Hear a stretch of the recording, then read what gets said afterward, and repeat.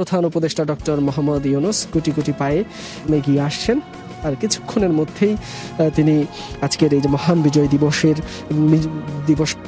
যে সূর্য সন্তান জীবন দিয়েছেন, আত্ম উৎসর্গ করেছেন দেশের জন্য, দেশ মাতৃকার জন্য, এই বাংলাদেশের জন্য, শ্রদ্ধা নিবেদন করবে পুষ্পস্তবক অর্পণের মধ্য দিয়ে। ৩০ লক্ষ শহীদ এবং প্রায় ২ লক্ষ মা বোনের সম্ভ্রমের বিনিময়ে আজকের এই মহান বিজয় দিবস যেটি অর্জিত হয়েছে, বাংলাদেশ নামক একটি রাষ্ট্রের জন্ম হয়েছে, সেই দিনটিকেই মূলত সেই দিনটিকে স্মরণ করে সেই দিনের যে মূল কারিগররা যারা ছিলেন, জাতির সূর্য সন্তান, জাতির শ্রেষ্ঠ সন্তান, সে শহীদদের প্রতি শ্রদ্ধা জানানোর যে অনুষ্ঠান হবে সেটি কিছুক্ষণ আগে রাষ্ট্রপতির পুষ্পস্তবক মধ্যে দিয়ে শুরু হয়েছে। তাই দেখতে পাচ্ছি শহীদ বেদিতে এসে পৌঁছেছেন প্রধান উপদেষ্টা ডক্টর মোহাম্মদ ইউনূস।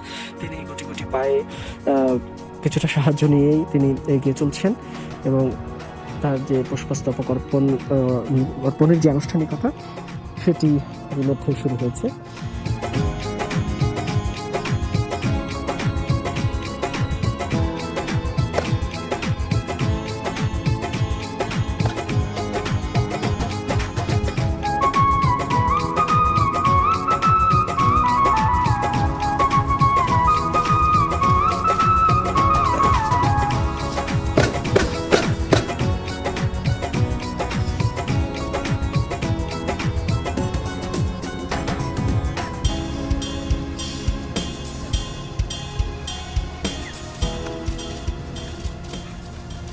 সশস্ত্র বাহিনী সম্মানগান রাষ্ট্রীয় সালাম দেবে।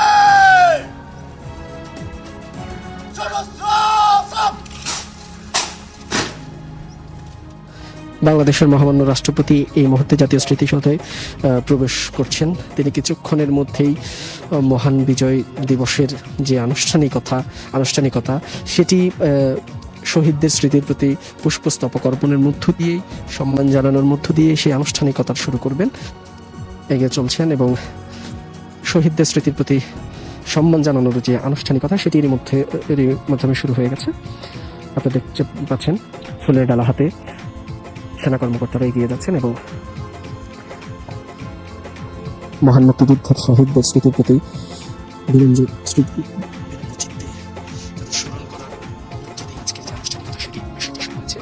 ইতিমধ্যে আপনারা দেখছেন শহীদ বেদিতে পুষ্পস্তবক অর্পণ করছেন রাষ্ট্রপতি মোহাম্মদ শাহাবুদ্দিন। আপনারা দেখতে পাচ্ছেন সেই চিত্র এবং এর মাধ্যমেই আজকের মহান বিজয় দিবসের যে আনুষ্ঠানিকতা সেটি ইতিমধ্যে শুরু হয়েছে।